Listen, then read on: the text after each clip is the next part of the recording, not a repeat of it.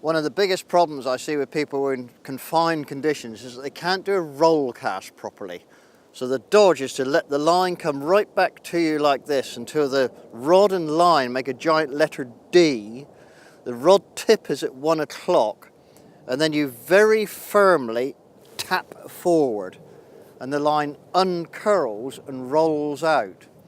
And your tap on this forward cast needs to aim high, much higher than where you want the line to land. So I'm aiming at the far horizon, and then it opens up and turns over properly.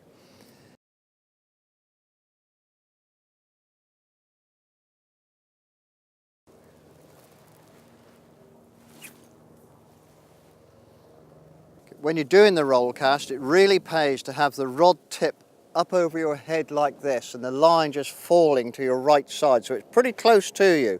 Then the cast goes straight.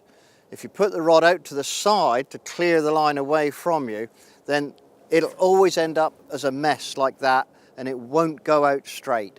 So try to keep the rod tip over the top of your head, line as close as you can to you, and then it works a treat. You won't get hit by the fly. Now the interesting thing about the roll cast is that if I do successive casts, you'll see that each one lands to the left of the previous position. Now this is entirely a mechanical function. That's what it does. Each one clocks to the left of the previous position. So if I were to want the fly to go to the right of my last position, what I should logically do is point the rod to the right, to where I want it to go. So here we go. I want it to go 10 feet to the right, and the whole thing hangs up on itself and crosses over. If I try the same thing, the line even hits the rod and makes a complete mess. So trying to change the line from going consecutively to the left by pointing the rod to the right doesn't work. So the only way you can do it is to put the line on your left shoulder.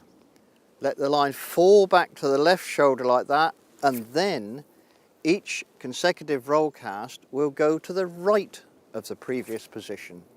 So that's how you control where you want your fly to go.